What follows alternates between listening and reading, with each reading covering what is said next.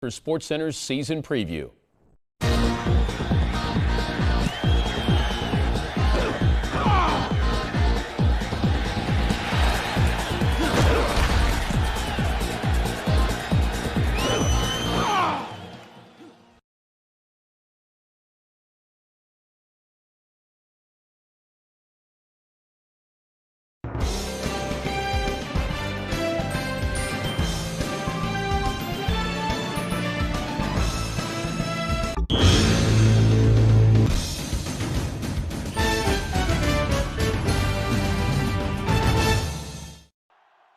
We are live.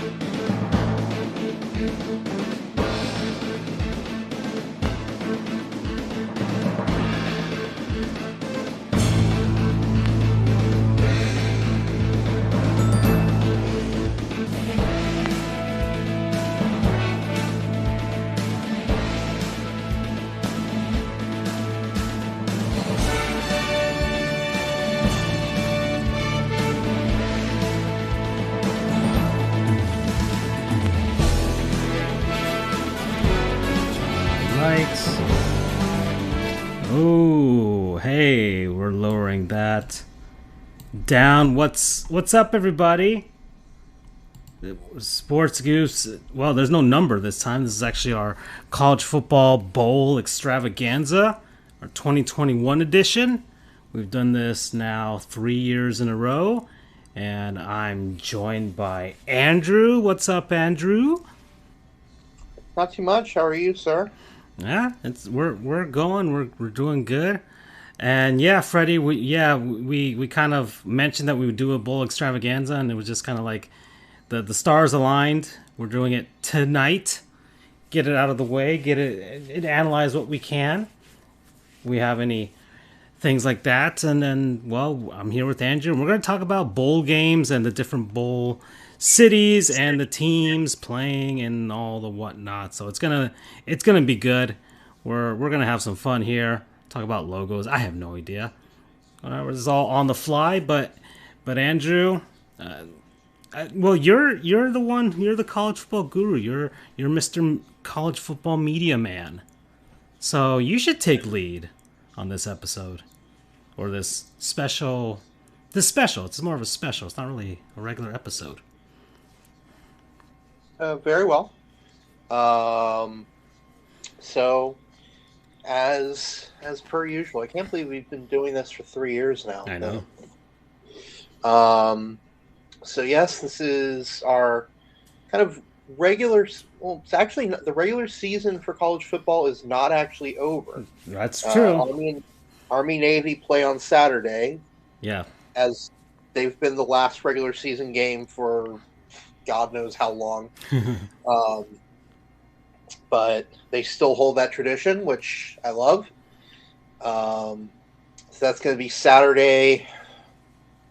I don't know when it starts. I think it usually starts around. It's on our score crawl on the bottom. It's the only college football game on the schedule.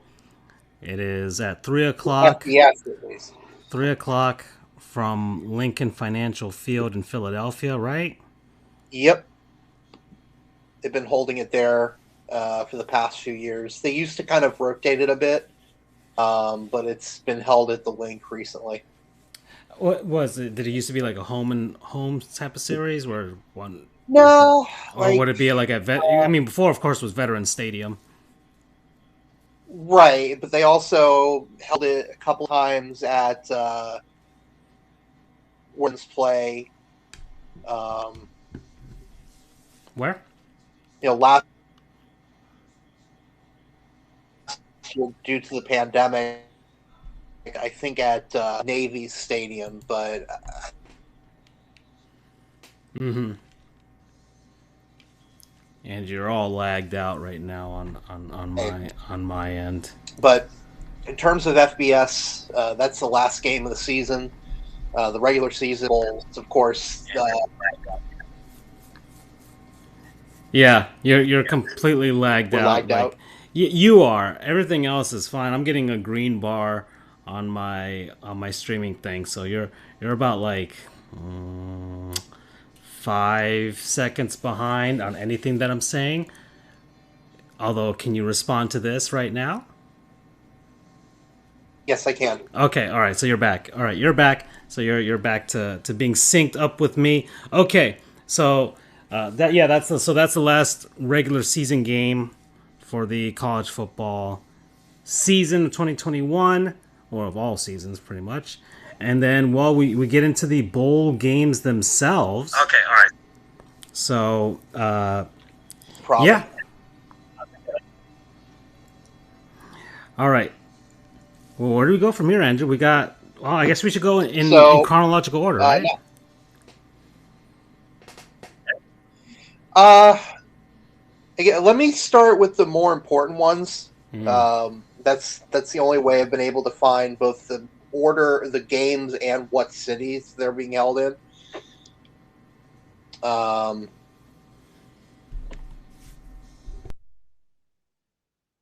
you hear me? I can hear you just fine, man, dude. Go ahead.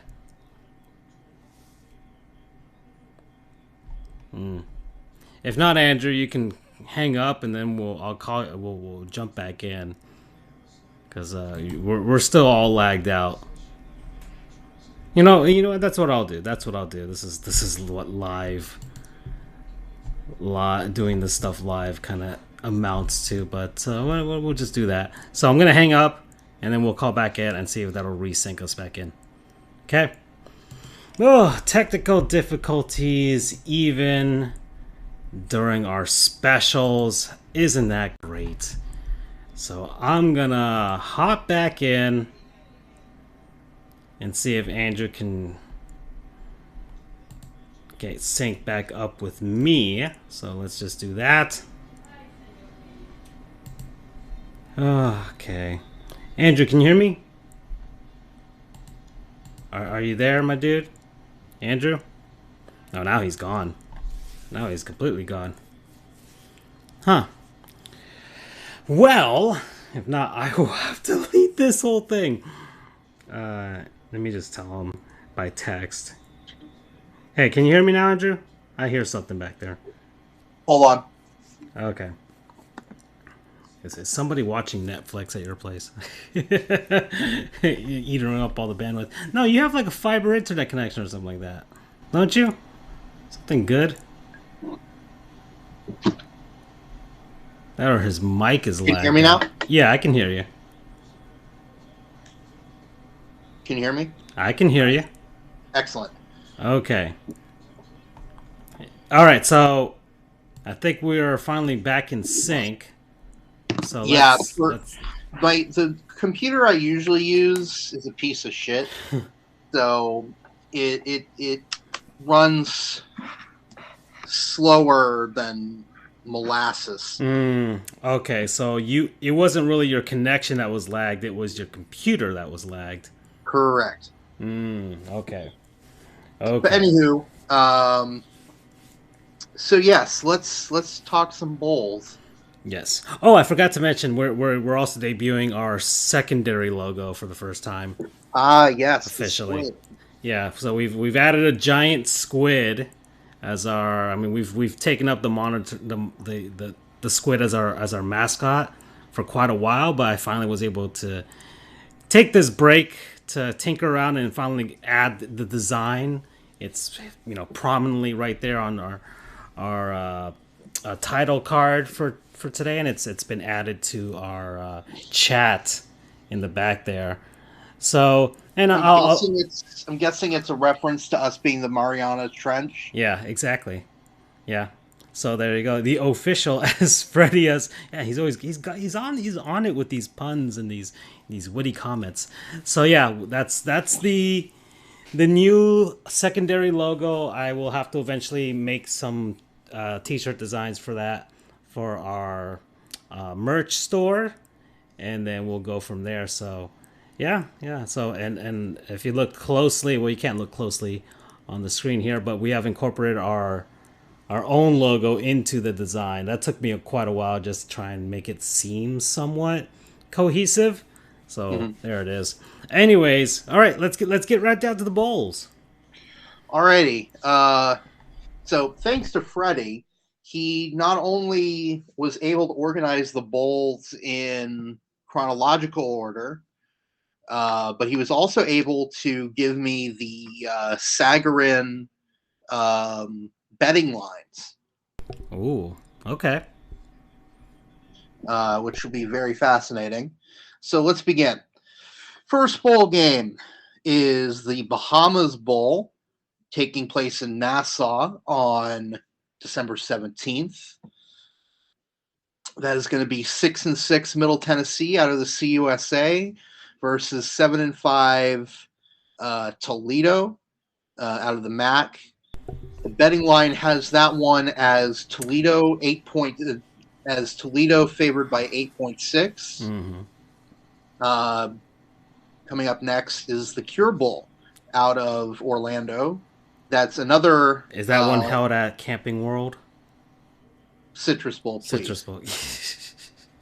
Landshark Stadium. So yes, that one is 9-4 NIU, Northern Illinois, taking on 10-2 Coastal Carolina out of the Sun Belt. NIU's out of the MAC. That one has Coastal winning by 6.7. Next, you've got the Boca Raton Bowl, which I found out today I will be covering. Nice. All for right. RCFD. That one, of course, is in Boca Raton. Wait, no, that was the Conference USA Championship. That was what you covered last time over there at Boca. I also covered the Boca Bowl. Oh, okay, you covered both. Okay, all right. Back when it was covered by Cheribundi, and I hate to say it, but their cherry juice was not that good at all. Too tart for my liking. But now it's sponsored by roofclaim.com. Okay. So Boca Raton Bowl, that's on the 18th. That's going to be 8-5 Western Kentucky from the CUSA versus 10-3 Appalachian State out of the Sun Belt. That one has App State as 3.7 favorites. Next, also on the 18th, is the New Mexico Bowl featuring 7-5, your favorite team, UTEP. Yep, go Miners. Out of the CUSA versus the 9-3 Fresno State Bulldogs out of the Mountain West. That one, Fresno State 17.9. That one is Fresno is heavily favored out of that one. Although it's sort of, I mean, it's as close to a home game as UTEP can get aside from the Sun Bowl, because it's in Albuquerque, which isn't that far away from El Paso. That's very true. Actually, that'll be interesting because Fresno's in California, so that's a relatively close game for both, somewhat speaking. Moving on, Independence Bowl, Shreveport, also on the 18th. That's going to be BYU 10-2, Independent BYU versus the 8-4 UAB Blazers out of the CUSA. BYU very underrated this season. I don't know if you saw Freddie's comment that Fresno State also lost their head coach and their QB to Washington, so it shouldn't be that lopsided for the New Mexico Bowl. I'm pulling up the Twitch stream now. I forget to do that a lot, and I miss out on a lot. The menorah is still up. Cool. Fish old debut. Oh my god. So BYU Cougars 10-2, Independent, soon to be Big 12, in probably 2 seasons. Facing the UAB Blazers 8-4. That one has BYU 9.2. Next, you've got the London Tree Bowl in Mobile, Alabama. That's I will beat this dead horse until the day I die. Okay. Eastern Michigan should not be the Eagles. They should be the Emus. Yeah. I EMU. am going to beat that dead horse forever. That is such a missed opportunity to be the Emus. I mean, hell, their field is, I mean, they say it's because it's concrete to represent the industry in Ypsilanti, but emus have like grayish feathers too. I mean, it's perfect. The EMU emus. Whatever. Anyway, Eastern Michigan Eagles, 7-5 out of the MAC versus the 7-5 Liberty Flames Independent. That one has Liberty as 6.6 favorites. Lending Tree Bowl. Where the hell is that played? Let's see. Mobile. I think that's. Oh yeah. Okay. Yeah. I think that's at South Alabama Stadium. Mobile, Alabama, Hancock Whitney Stadium. Yeah, that's the new USA Stadium, South Alabama. LA Bowl, brand new bowl, if I remember correctly, sponsored by Jimmy Kimmel. Okay. I'm serious. It's the Jimmy Kimmel LA Jimmy Bowl. Kimmel LA Bowl. Okay. Oh, it's at the new SoFi Stadium. Yep, in Inglewood. I'm not going to do that ever again. I don't deserve to make that preference. Anyway, LA Bowl, Inglewood, California. That's going to be the 10-3 Utah State Aggies out of the Mountain West versus the Do it again. Versus the 7-5 Oregon State Beavers out of the Pac-12. That one has Oregon State as 4.3 point favorites. New Orleans Bowl in New Orleans, Louisiana, in the Caesars Superdome, the recently renamed Caesars Superdome. That's 7-5 CUSA Thundering Herd versus the Louisiana Raging Cajuns. There's so many Louisianas. There actually not really. There's Louisiana Lafayette. LSU. Yeah, LSU, Louisiana. And then ULM, which is Monroe. Louisiana Tech. They're the Warhawks, I think. Anyway, Louisiana had a very good season this year. Just the one loss.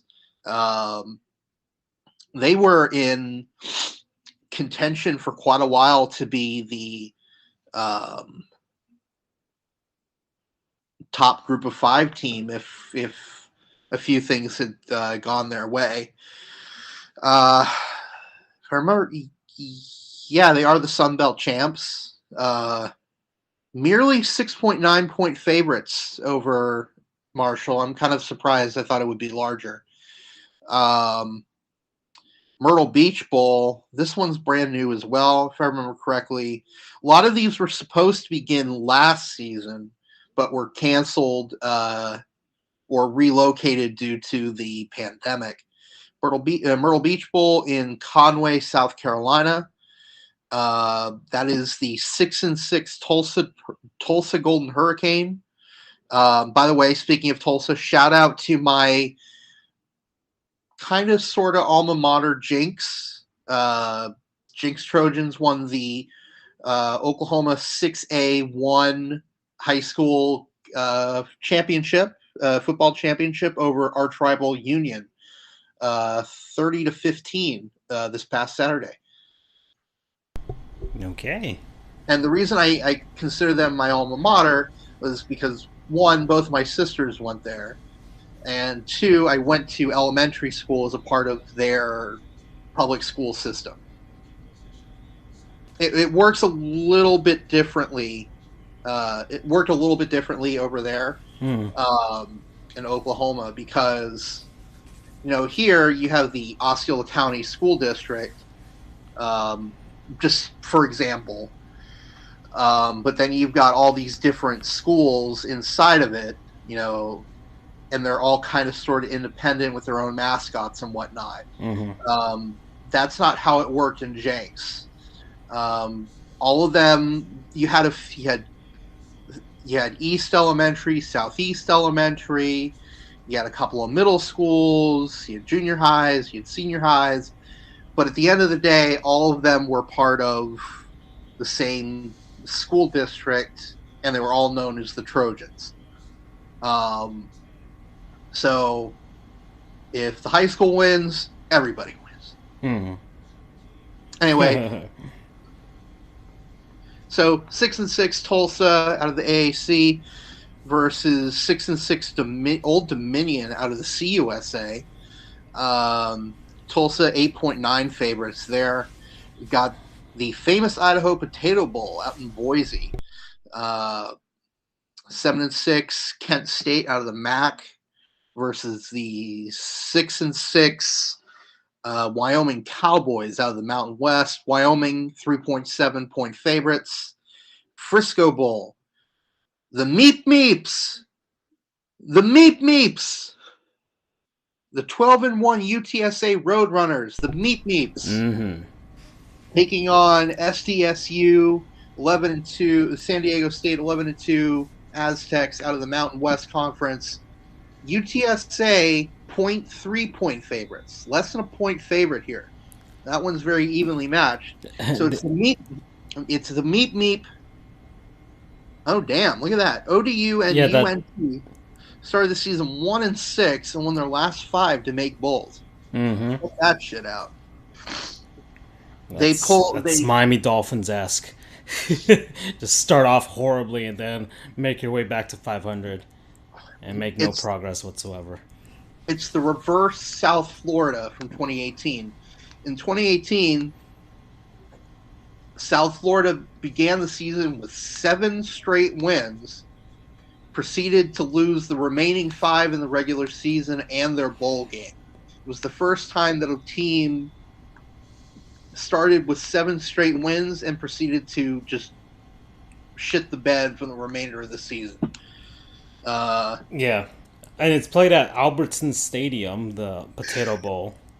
Yep. Which is pretty fitting because Albertson's a chain of supermarkets. True, but that is the Smurf turf.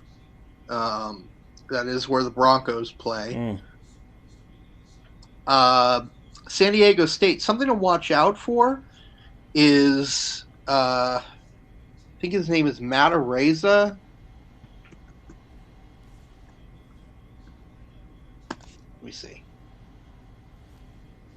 Hey, I was right. Matt Araiza. He is their punter / field goal kicker, which is extremely rare. I never knew why, but I found out from an interesting article or video article.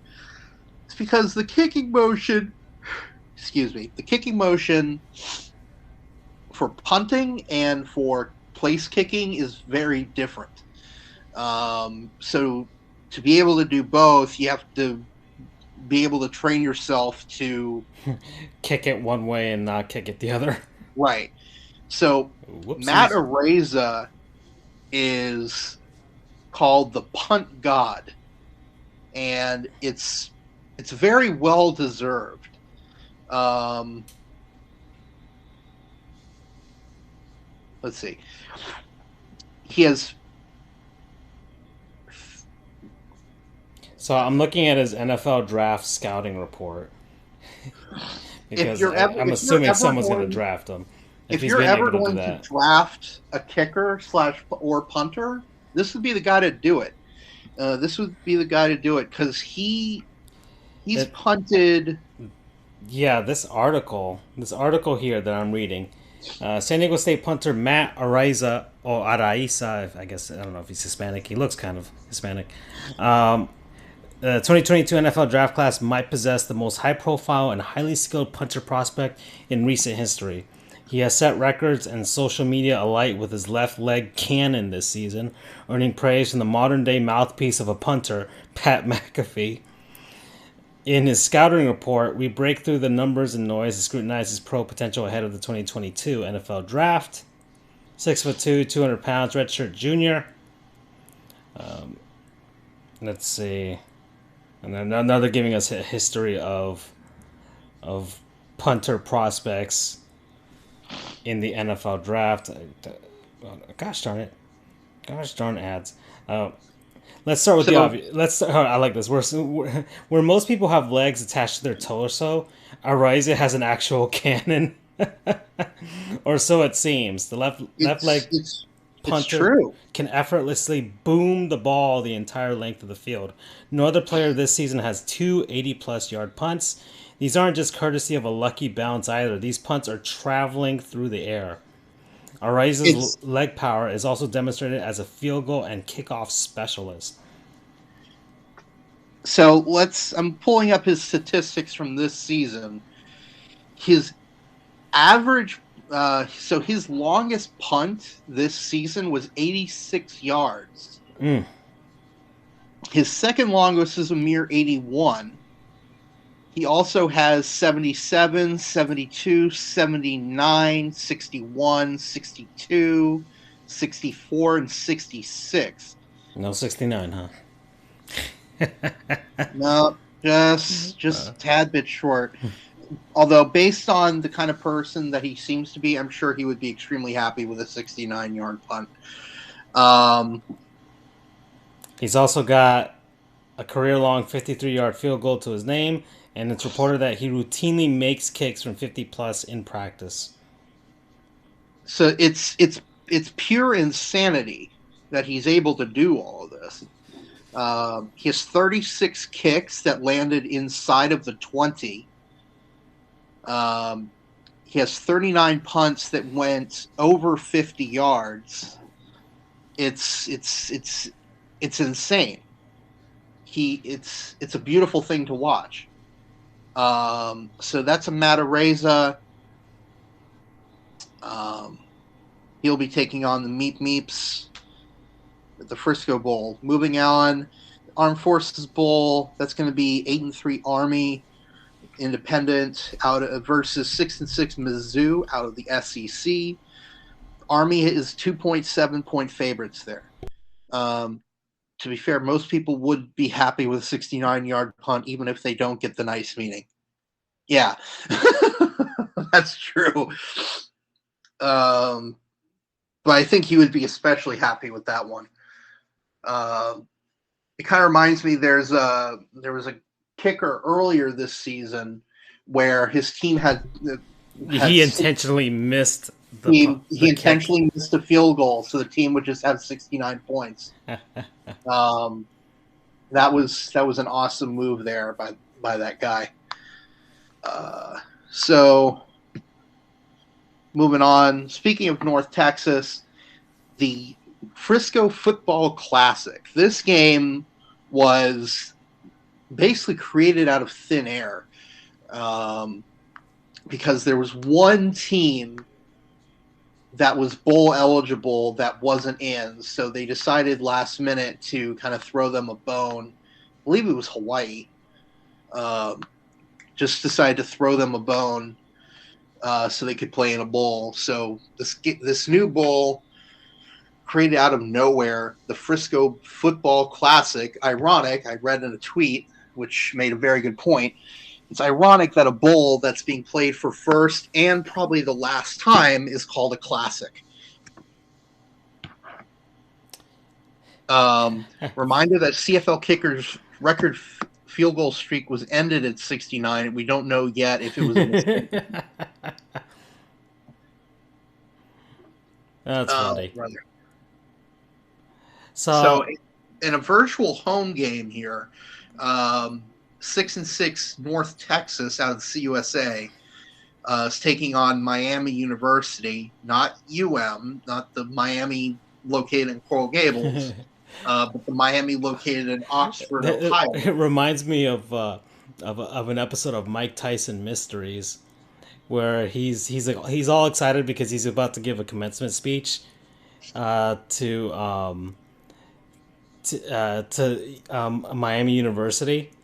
But he went there with like a bunch of like his beach clothes and swimsuits and stuff like that. And they're like, you didn't think you were going to Miami, Florida, right? He's like, of course not.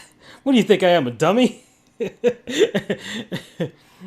So part of the episode premise is based on him mistaking Miami of Ohio for Miami, Florida. I love it. So yes, UNT versus Miami. UNT is 0.1 point favorites, 0.1 over Miami. Very interesting. Now this next one, I've been looking forward to for a long time. And here we go. You guys better do it. It is the 6-6 Florida Gators out of the SEC facing the 8-4 UCF Knights out of the AAC in the Gasparilla Bowl. Oh boy, that's going to be fun because both teams suck this year, relatively speaking. There's not a clear favorite here. I mean, betting favorite says that Florida is up by 5. That seems fair because they haven't had to deal with the injuries that UCF has had to deal with all year. But Florida's just been a weird team this year. They took Alabama to the brink. I think that was Alabama's second closest game of the year, aside from the loss they had. I mean, hell, Florida played Alabama closer than Georgia did in the SEC championship. But I digress. So 6-6 Florida, 8-4 UCF. That is virtually a home game for UCF for many more reasons. For more reasons than one, because aside from the distance, we play there every other year when we face South Florida. It's only a 90-mile drive, which is, I'll say, like an hour and a half, 2 hours from Orlando. Yeah. And then Florida, Gainesville is pretty close to Tampa too, relatively speaking. Compared to some of the other bowls they could have been eligible for. So it's going to be a packed house. I'm sure it's going to be basically 50-50 between UCF and Florida fans. That's going to be fun to watch. And not just because I'm a UCF fan, but that's kind of a, who gets bragging rights in the state for the year, because I think they're like two. I think they're only whatever. I'm ranting, but anyway, speaking of the aforementioned Hawaii Bowl, the Hawaii Bowl taking place in Honolulu. That is going to be. So where's that played? The Hawaii What's Bowl. that? Where does the Hawaii Bowl be played? At their home stadium? Yes. Well, yes and no. So their old stadium, the Aloha Stadium. The Aloha Stadium. Oh, that's been condemned. That's been condemned. So they've been playing in a tiny little on-campus stadium at their track complex. Clarence T.C. Ching Athletics Complex. Okay. So they've been playing there this season. So, we'll see how that one goes. So anyway, that's 6-7 Hawaii out of the Mountain West versus Memphis, 6-6 out of the American. That's a hell of a trek for Memphis. Memphis 3.2 point favorites here. I'm going to try and speed things up a little bit. We have a lot of bowls to cover. So, geez, a lot of bowls. I keep forgetting. I think there's 44 this year. Yeah, well, they're not all getting canceled. So, Jesus, I keep forgetting. it's one thing to say there are 44 bowls. It's another to look at it on a list. And I'm like, holy shit. Okay. So you have the Camellia Bowl, Montgomery, 6-6 Ball State versus 7-5 Georgia State. Ball State is 0.1 point favorites, so you might as well call that a wash. Quick Lane Bowl, Detroit, Michigan, 7-5, 7-5 Western Michigan Broncos. Versus my computer is slow, 8-4 Nevada Wolfpack out of the Mountain West. So that is a virtual home game. Seriously, that is virtually a home game for Western Michigan. I think they're out of Kalamazoo. I don't know how close that is to Detroit, but whatever it is, I can guarantee it's closer. I can guarantee it's closer than Reno, Nevada. Let's see. Kalamazoo sits in Western Michigan. I would hope so, right? Unless they're like USF and they don't know where they are geographically. Which is, just west of everything. West of Ann Arbor, of Lansing.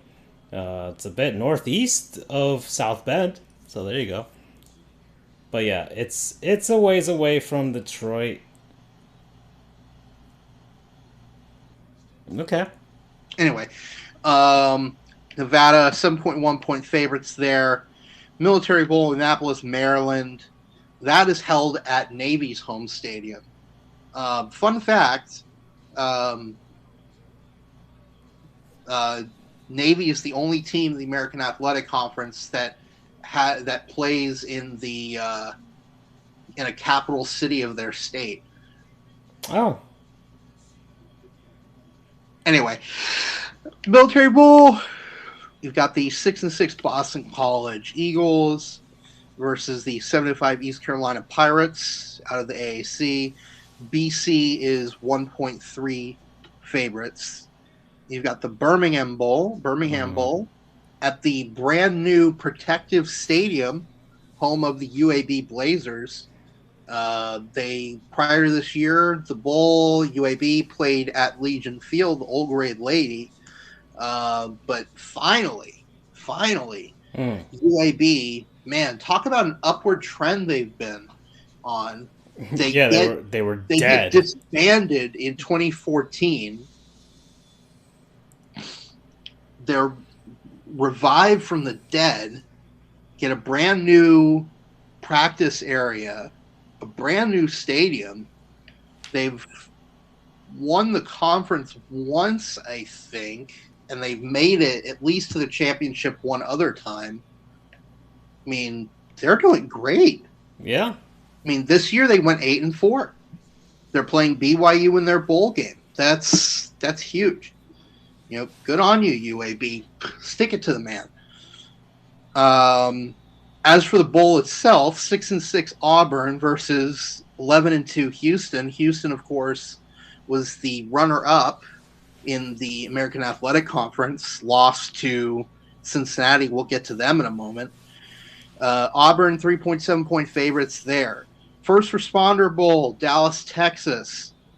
That is going to be 6-6 Louisville versus the 9-3 Air Force Falcons.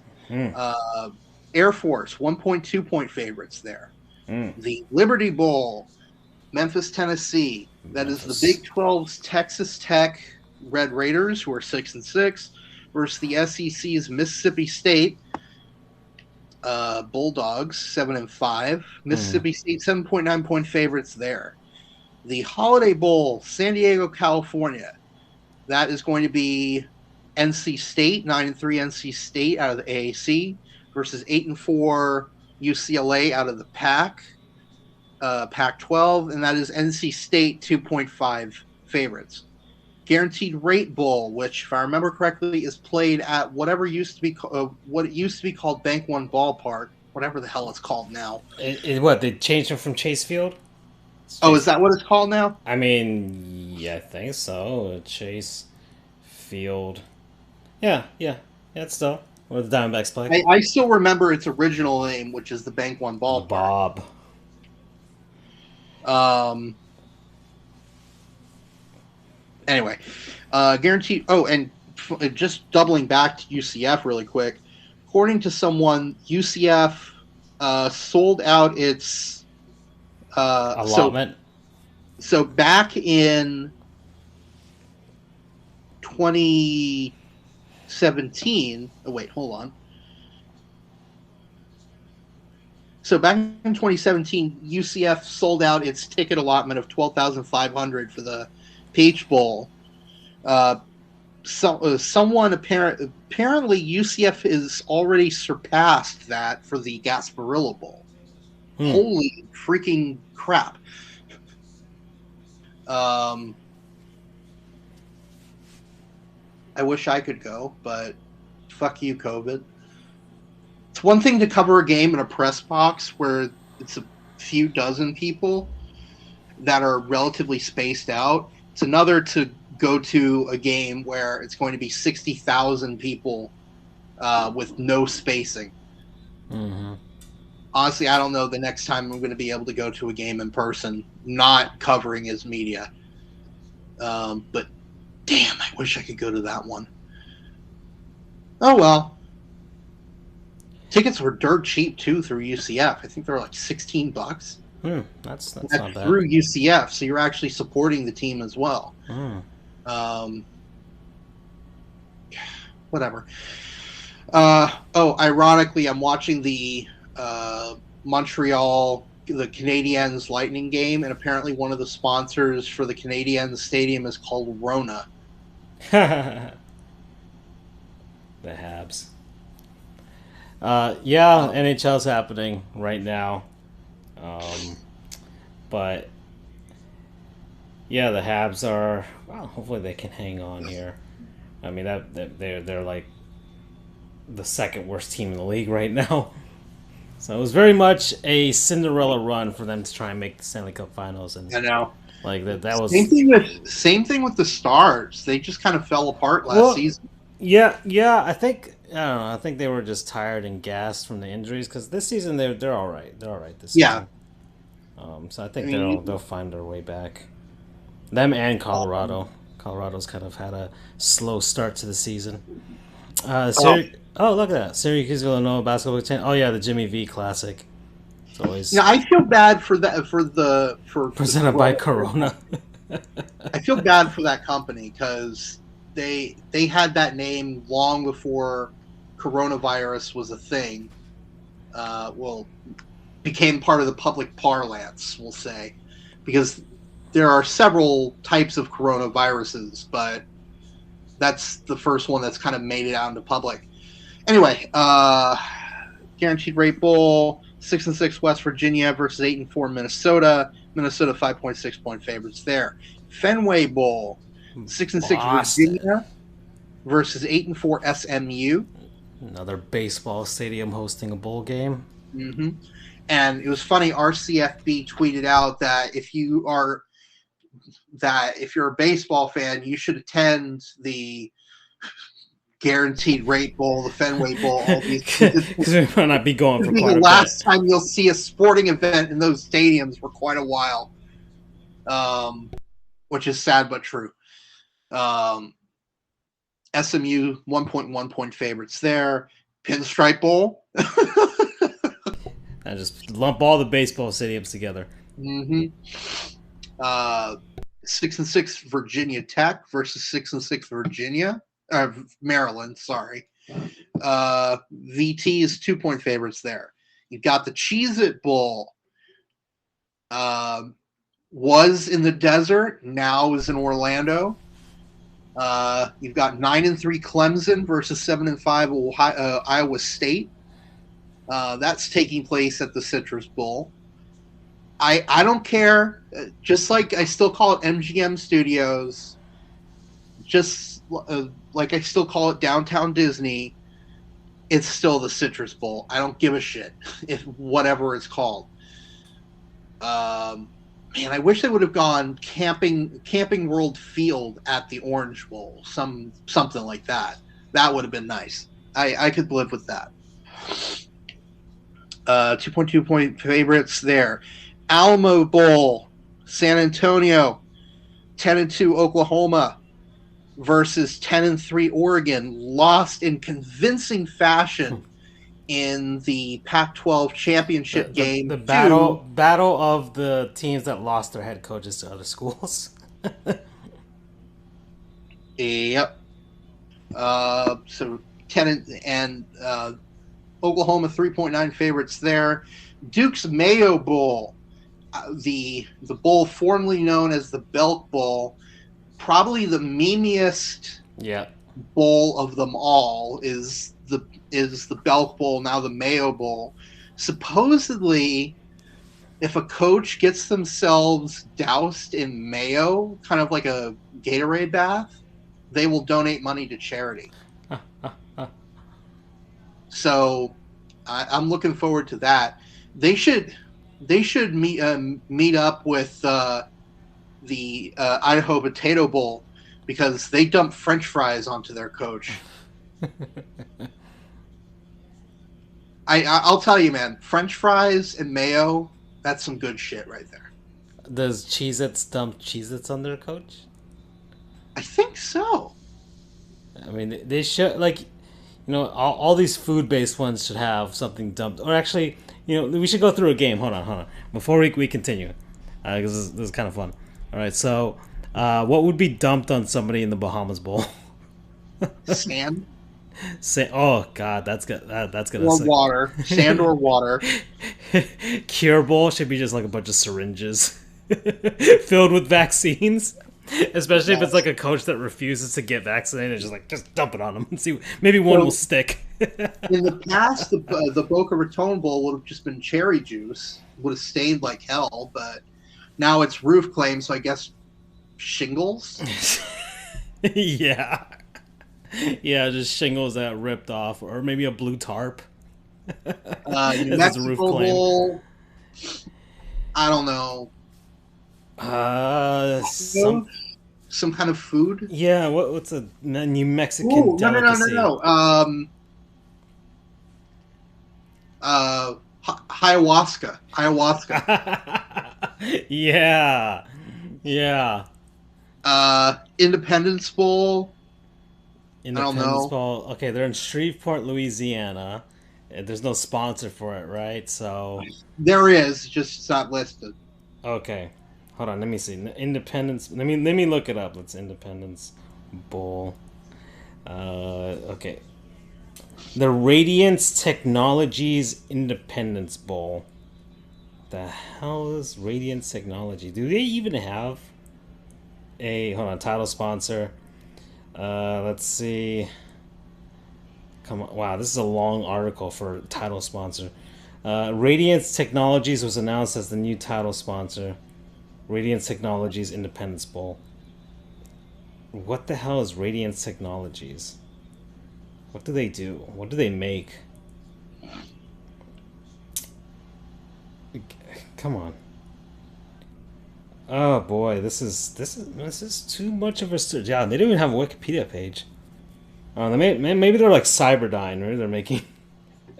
Oh wait, artificial intelligence. Okay, maybe I was a little too on the nose about that. All right, so I don't know. I guess you could just dump semiconductors on them, and then you can the coaches can collect them, because those are pretty precious right about now. Okay. All right. Lending Tree Bowl money. Yeah, money. No, money, but you have to pay. You have to owe it back with interest. Right. Oh, that's right. I forgot. PUBG sponsors the New Mexico Bowl this year. PUBG, like the game? Yep. All right. What? It wouldn't be V-Bucks. I don't know what PUBG has with regards to microtransactions. Frying pan. Oh, okay. The game is famous for its frying pans. Okay. So, bludgeoned by frying pans. LA Bowl, sponsored by SoFi. So. Well, I thought that was Jimmy Kimmel. Oh, right. Sorry. LA Bowl. So. Oh. I don't know. I don't know what. View cards. I don't know. Maybe some of the paint that Jimmy Kimmel used to do blackface back in because people keep getting on him for that. Oh, by the way, Panthers are up 2-1 over the Blues right now. Yep. Okay, New Orleans Bowl, naturally, that's got to be beads. Okay, yeah, it's just called Myrtle New Orleans Beach Bowl. Bowl is got to be sand or water. Beach Bowl. The Idaho Potato Bowl, naturally, we already know that's fries. Right. Armed Forces Bowl, probably ammo, probably bullets. Frisco Football Classic, I don't know, footballs. Gasparilla Bowl, that's probably beads. Gold doubloons, probably. Okay. Hawaii Bowl, it's got to be Lay's. Right. Camellia Bowl, flowers. Camellia Bowl? I mean, what is camellia? What do they do? It's a type of flower. No, but what does the company do? Camellia that I don't know, Bowl? but Hold on. Let me look. Or is it a company, or is it just named it after the flower? well, there's a sponsoring company, but Camellia is. Oh, it's the. Hold on. It is the Tax Act Camellia Bowl. So maybe just maybe some what's it, the 1040 forms or whatever. It just forms, just tax forms. Get a paper cut. Okay. What else? So we did Hawaii Camellia Bowl, Quick Lane Bowl. Probably tires. Tire game. Ooh, just dump a tire on them, or no, like a game, and then you just have to see if you can get like it centered on them, so it'll loop around them like a hula hoop. Military Bowl. We already went with ammunition, so missiles maybe.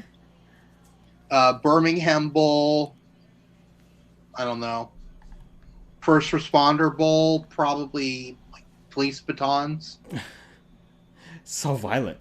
Yeah, there's not much food-based ones. Holiday Bowl, San Diego. You've got the Liberty Bowl bells because it's based off the Liberty Bell. But is it? Yeah, the logo is a Liberty Bell, and the trophy is a Liberty Bell. Oh, yeah, it's played in Memphis of all places. I know. That doesn't make sense. Okay. Holiday Bowl. I don't know. Snow. Yeah, I guess in San Diego of all places. Guaranteed Rate Bowl. That's probably more money. Yeah, more money you have to pay back with interest. Fenway is Bowl. just Fenway. I don't know, some clam chowder Baseballs. or something. Clam chowder. Bowl. Baseballs. Cheez-Its. Alamo. I don't know. Muskets. Or bricks made out coonskin hats or something. Or coonskin hats or whatever material the Alamo is made out of. Wow, and then we're back at Duke's Mayo, right? Yep, so that's Okay. Mayo. You've got the Music City Bowl here. You got 8-4 Purdue versus 7-5 Tennessee. Purdue's 2.1 point favorites. I don't know, sheet music. Ooh, it's Nashville, so guitars. Yeah. Or guitar picks. That's actually slightly more viable. Las Vegas Bowl. That's got to be poker chips. Yeah, probably. yeah. Casino chips. Casino, yeah. Oh wait, I skipped a bowl. Peach Bowl. Oh, Peaches, obviously. yeah. That's the first of the New Year's Six bowls. That one is 10-2 Michigan State versus 11-2 Pitt. Pitt is 5.1 point favorites there. Pitt won the the ACC this season. I don't think anyone and their mother could have guessed that Right. at the beginning of the season. Who would have thought that the two teams battling out for the ACC title were Pittsburgh and Wake Forest? this year's been crazy, and I'll circle back to that in a minute. So, Peach Bowl, yeah, or if you want it to be slightly more, not killing of people or harming them, you can just go with peach juice or whatever. Las Vegas Bowl, 8-4 Wisconsin versus 8-4 Arizona State. Wisconsin is 6.6-point favorites there. You've got the Gator Bowl, 10-3 Wake Forest versus 8-4 Texas A&M. I don't know. I mean, you can technically throw gator fillets at them because people do eat gator. I mean, it's sponsored by Tax Slayer, so money. Tax returns. I don't know. Your favorite bowl, the Sun Bowl. Indeed, Tony the Tiger Sun Bowl. So that's got to be Frosted Flakes. Yeah, exactly. That's going to be 7-5 Miami versus 7-5 Washington State. Mm-hmm. Miami is 0.1 point favorites there, so a wash. Our first semifinal, you've got the Orange Bowl down here in Miami Gardens. You've got the number 3 Michigan Wolverines. That's another thing. At the beginning of the year, who would have thought that Michigan would be in the top 4 and that they won the Big Ten Conference and beat Ohio State? I think anyone who said that at the beginning of the season would have been thought they were insane. Facing off against Michigan's 2, Georgia is 3, UGA is 5.1 point favorites there. Now you've got the Arizona Bowl in Tucson, Cacti, or Orange Bowl is naturally orange juice, right? Which, I mean, they already give a trophy with a bunch of oranges inside of it. That is true. They do get a trophy with oranges,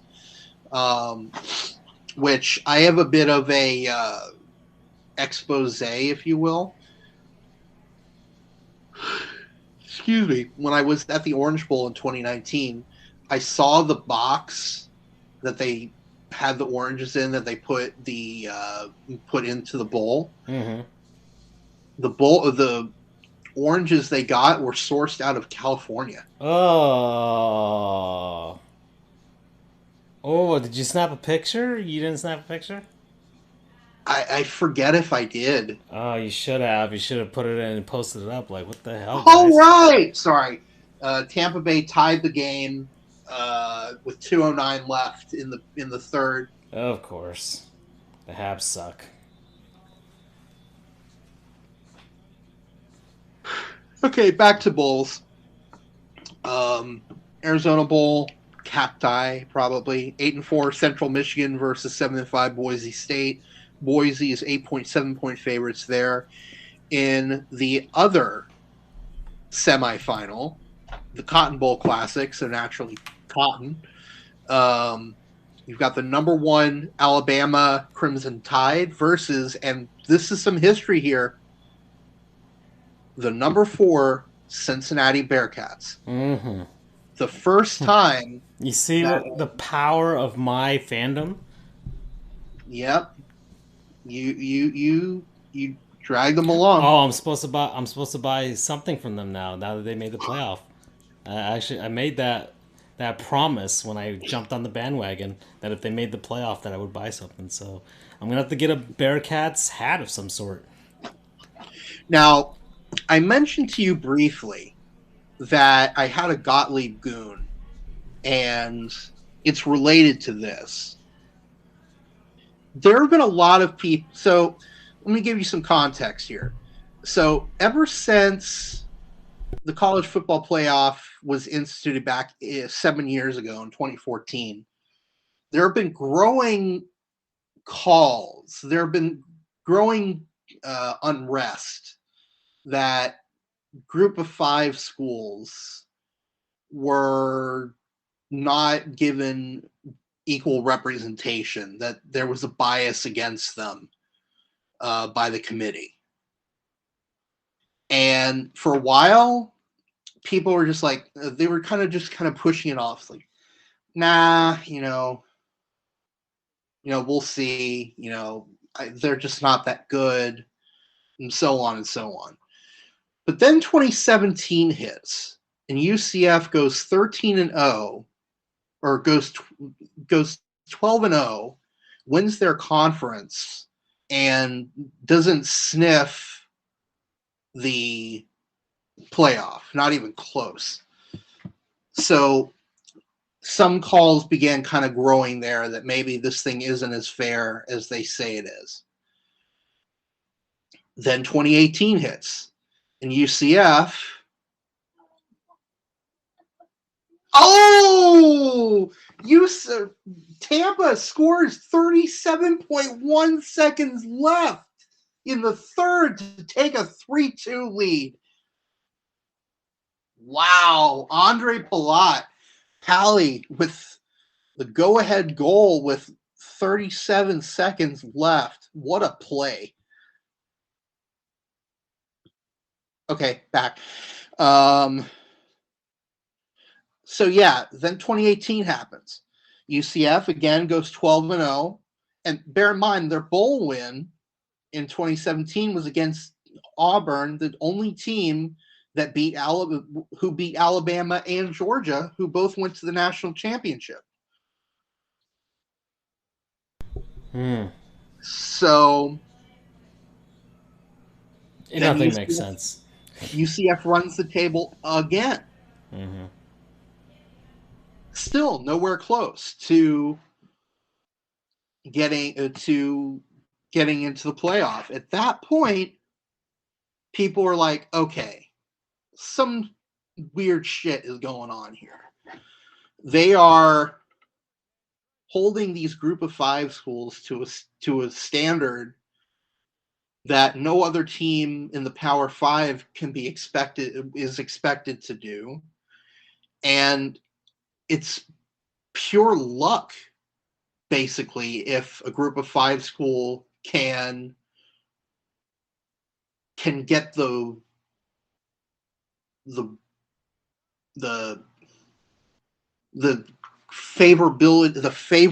favorable role that they would need to make it into the playoff.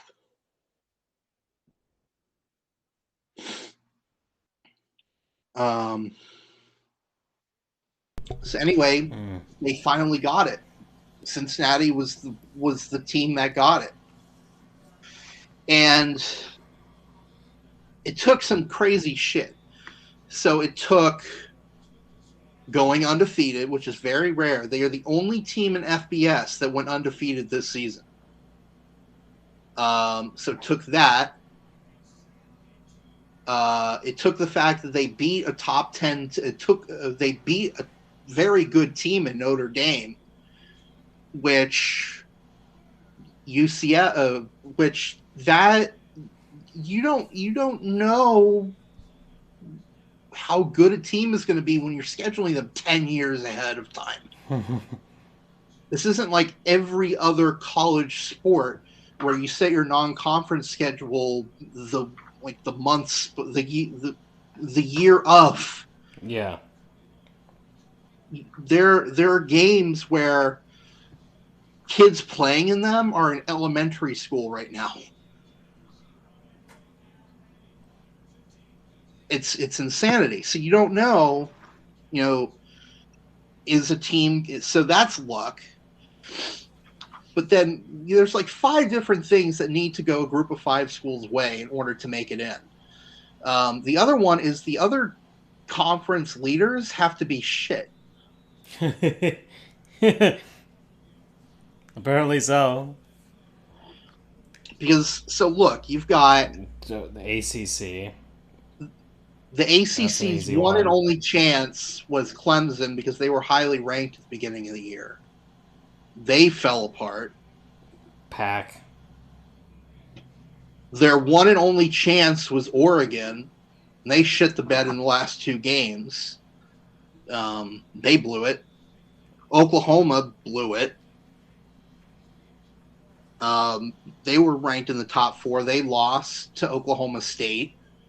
And then Oklahoma State lost, and they conceivably could have jumped Cincinnati had they won their the conference championship, but they lost. So the only conference.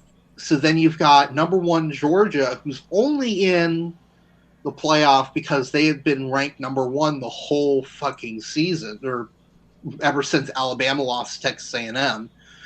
You can't expect the number 1 team to drop out of the playoff when they lose to the number 3 team, which is Alabama. Mm-hmm. So it was to be expected that they would probably fall to like 3rd. So you have 2 conference champions in here that actually were within striking distance of being in the playoff. You've got SEC, to be expected, and then the Big 12. If Cincinnati had 1 loss, they're not in the playoffs. Nope. Every other conference champion has at least 1 loss. But I don't know. I'm venting. But so anyway, Cincinnati finally makes it in, and here's where my Gottlieb goon comes into play. I'm picking on Kirk Herbstreit because he is a POS for the way he said this, but by no means is he the only person who has either said this or something similar to it. He tweeted at 5:19 today, after 7, all caps, after 7 years of bitching and complaining from a vocal minority that the CFP system is rigged and that the quote-unquote small guy will, all caps, never get a chance. Haven't heard much from you last couple of days. Everything okay? What's the next conspiracy theory? Can't wait, because that one is history. Oh.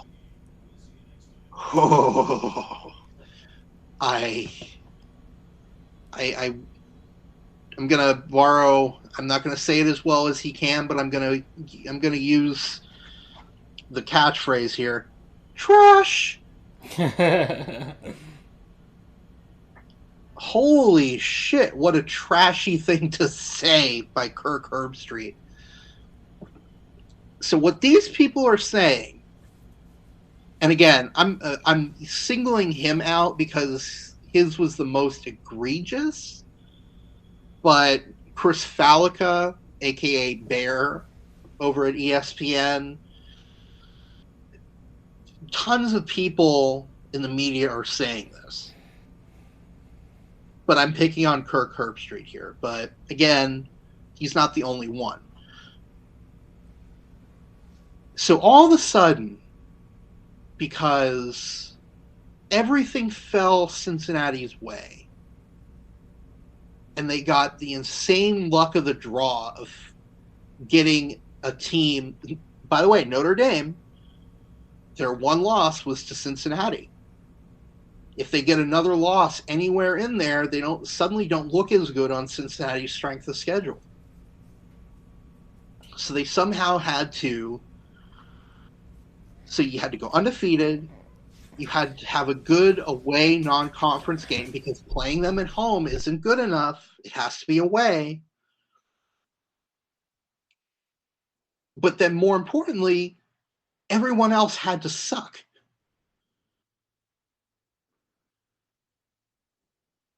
And now all of a sudden everything is hunky-dory. All of a sudden, who was it? Jeff Sharon. He's a writer for UCF's SB Nation blog, the Black and Gold Banneret. He had a really good response here.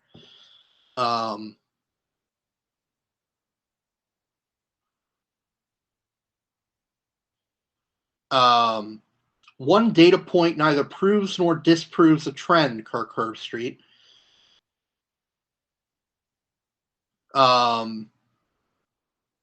But then Chris Vanini of The Athletic said this, which I love Chris Vanini. He's a great writer, but he also gets it. He's actually understands shit.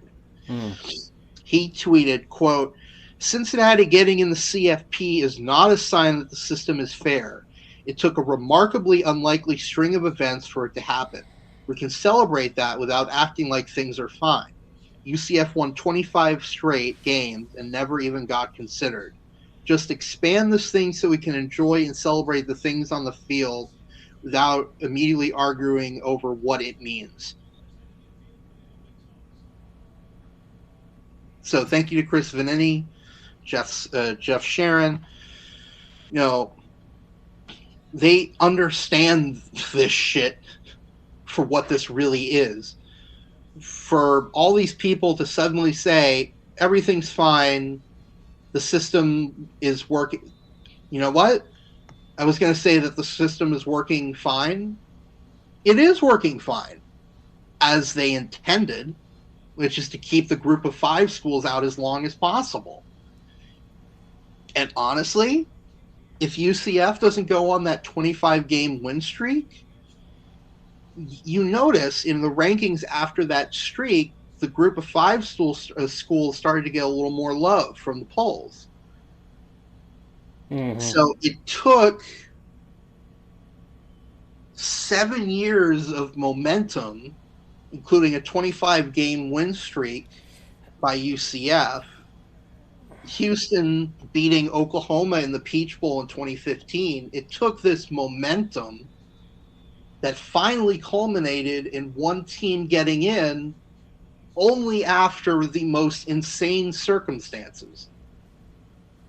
So yes, the system is working perfectly as designed. It's not a fair system at all.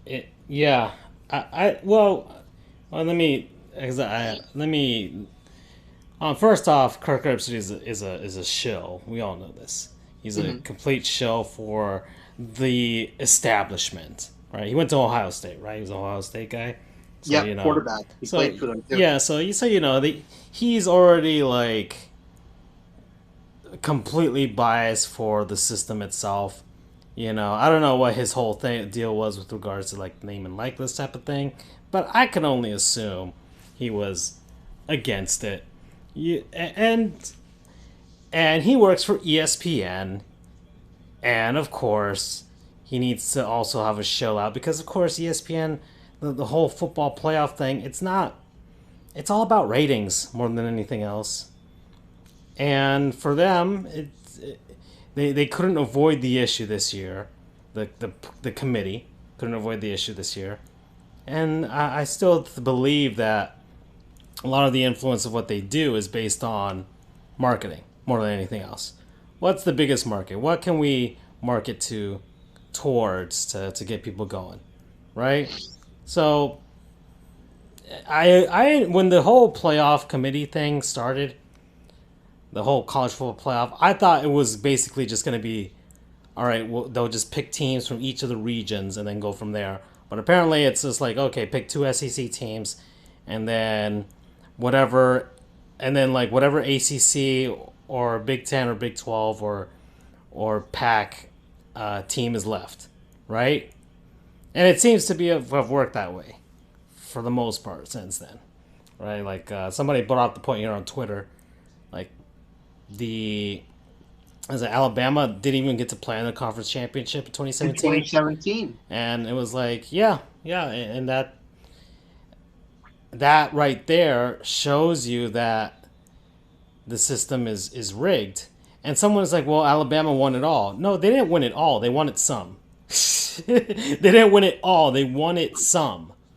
So, well, they were in the playoff. Well, and someone made the point, well, yeah, you put them against 3 other teams, or basically just have 2 opponents. There's a possibility that they can win. You could put you could do that with any sport. You could do that with any sport. Maybe not the NBA, but you could do that with the NHL. The NHL, you can have a goalie standing on his head for 2 games in a, playoff type, like college football playoff type tournament scenario that could win you a Stanley Cup like that, right? You could have the same thing in baseball. You could have 2 hot pitchers that could shut down the best team in baseball and do it that way. So, and yeah, you could say, well, Alabama is always talented and all that stuff. Yeah, but they didn't.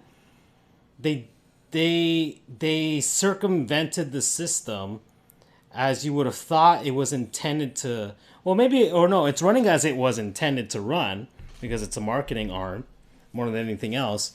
But it's not running the way that a layman or a casual fan would think something like that should run, based on anything else they have seen in any other sport. Right. So And then it really, and I think it's discouraging more than anything else for college football, because I don't give a shit about these teams. I'll watch Cincinnati because of my obligations, of course. I've been a Bearcats fan since 1842, but like you put there's a point in time where people just get sick of it. Like, why should I keep watching if it's just gonna be Georgia and Alabama and Georgia's gonna keep shitting the bed every year? mm-hmm. Like, I don't know what's this fascination with Georgia, to be honest. Maybe that's the whole I fucking hate the Atlanta Braves type of thing in me. But, I mean, for a team that's only won 2 championships way back when, long time ago, back when there was only black and white television, I don't know what the fucking big deal is for that team. Compared to any other college football program. They're not the most storied. They just happen to be in the state of Georgia, and they keep getting their ass handed to them by the team in the state next door. So I don't know. I don't know this whole fascination with Georgia, to be honest. And let me add one more thing, because I do want to continue. They are an eternally choking team. So I just want to add one more thing, because I want to make sure we can get to the rest of the Bulls. Yeah, we're finishing up. We're almost to the end, but yeah. Yeah. So Fox CFB, their CFB Twitter account, posted a graphic showing which teams had made it into the playoff every year, 2014, 15, 16, whatever. So I did my own editing. I didn't post this to anyone. I just did it for my own records to see how many times was there a first-time team in the playoff. Now, of course, I'm not counting 2014 because the inaugural, whatever. Right, because everyone was new that year. So you had Alabama, Oregon, Florida State, and Ohio State. Of course, that was Florida State and Oregon's last appearance in the CFP to date. So 2015, you had 3 new teams. You had Clemson, Michigan State, and Oklahoma. And that was Michigan State's one and only appearance. 2016, you had 3 returning. You only had 1 new school, and that was Washington. That was their one and only appearance. In 2017, the only new team was. Oh, and then 2016 was Alabama, Clemson, and Ohio State. 2017, you had Clemson, Oklahoma, Georgia, and Alabama. Only 1 new team there was Georgia. 2018, you had Alabama, Clemson, Notre Dame, and Oklahoma. Notre Dame was the only new team. 2019, the Oklahoma was Ohio State, Clemson, Oklahoma, and LSU.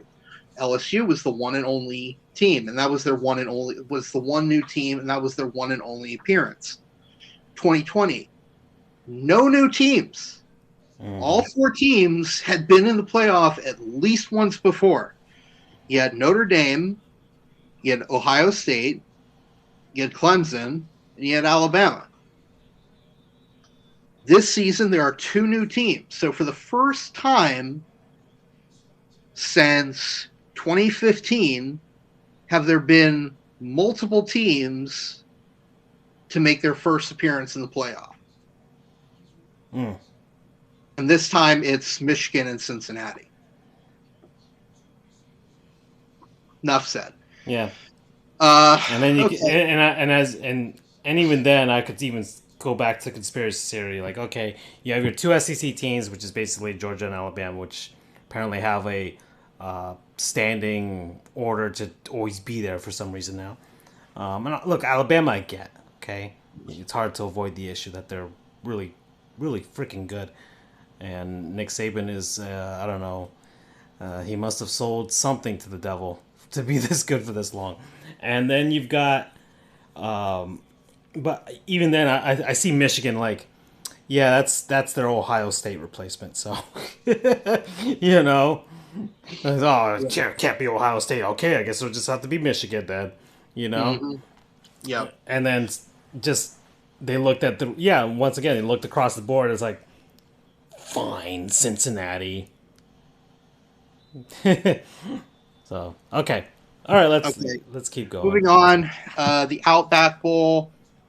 Throw some bloomin' onions on the guy. Yep. And actually, they do have a bloomin' onion mascot. Yeah, there we go. There you've got 7-5 Penn State versus 8-4 Arkansas. Penn State 4.5 point favorites there. Got the Fiesta Bowl, sponsored by I don't know who the hell anymore. I thought it was PlayStation. Was it still PlayStation? I forget. Hold on, But let me look. I think it was PlayStation. I swear to God, Tostitos. That was the perfect sponsor. It's still PlayStation. So, well, Tostitos if it's PS5 that you're throwing on top of the guy, then you gotta watch out because there's gonna be people just like tearing him apart just to get some. Mm-hmm. Tostitos was it's very rare like that you get PlayStation Network cards, maybe. It's very rare that you get a perfect sponsor for a bowl. That was a perfect sponsor. That's true. Yeah. Like you've got stuff like it could be the Tropicana Orange Bowl. That would be perfect. Mm-hmm. Well, the Idaho Potato Bowl. That's perfect. Yeah, that was the best one so far. The Tostitos Fiesta Bowl. It was perfect. Anyway, that one is 11-1 Notre Dame versus 11-2 Oklahoma State. Notre Dame 2.2 point favorites there. Then you've got the Citrus Bowl. That one, people are calling Orlando Iowa South for this bowl season because both of Iowa's teams are playing in bowl games at the Citrus Bowl. The Citrus Bowl is sponsored by Verbo now. So that's the vacation rental by owner or Verbo, the Airbnb competitor.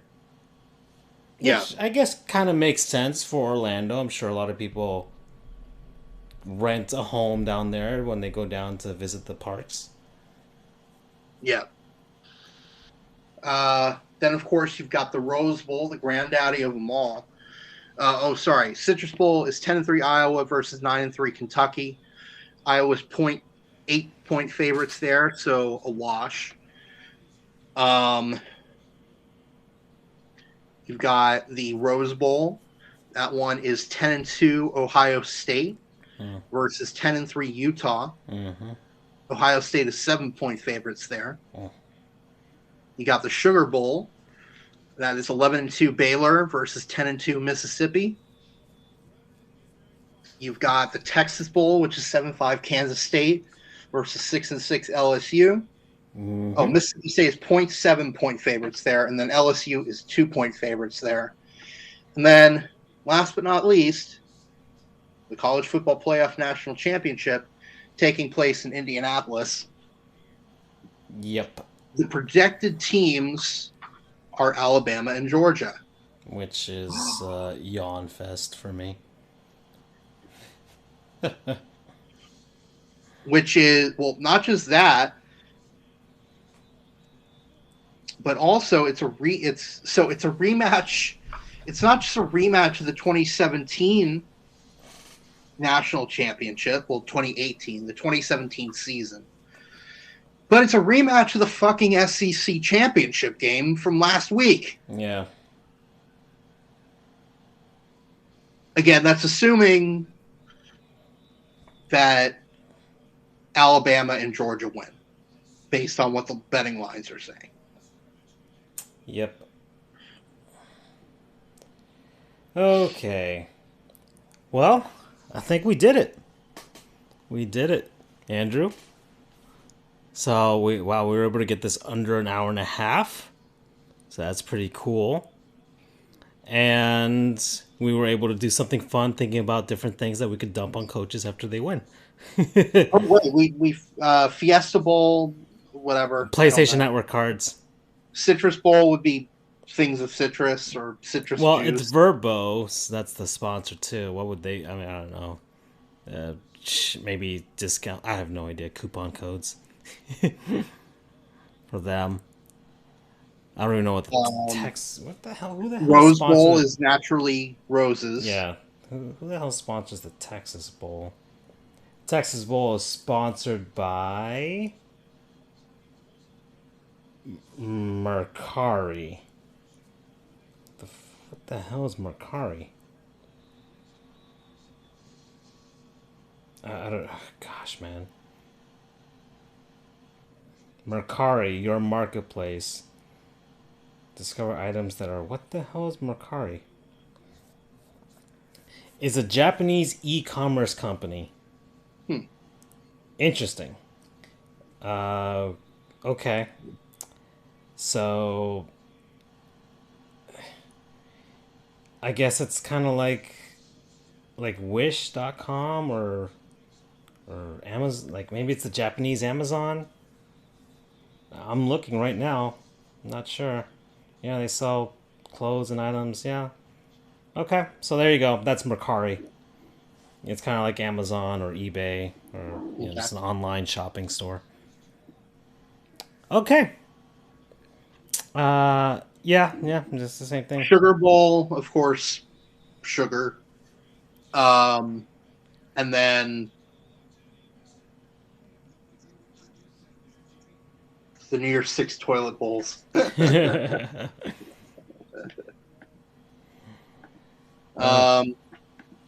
I don't know. Do you have any questions about the bowls, or maybe briefly discuss some of the other news going on in college football, or would you like to call it an evening? I think that's it, Andrew. I think we're going to call it. We got through all of them. That was what we wanted to do. We should start a tradition for next year. Well, I guess there's really not much to change unless the bowl sponsors change. Yeah. What to dump on Coach's head. I'm gonna post that to RCFB. What? Yeah, engage what people would put, because then you could get more of like, okay, you could do it based on who the sponsor is. You could based on what the location is. Maybe some people can come up with something more creative, especially if they're from the place that's hosting the game. So yeah, that would be a nice thread. That'd be pretty cool. Yeah, you should do that. And then we could come back with the results in the actual next canon episode. Yeah. Okay. I like it. All right, everyone. Thank you for joining us for the third ever College Football Bowl Extravaganza. We do this every year, much like we do the NFL draft, the NBA draft, where I try to kill myself by the end of it. So, well, we're gonna keep going with these every year. So, thank you for this edition. Thank you, Freddie, for joining us, and we'll see you guys after New Year's. Auf Wiedersehen.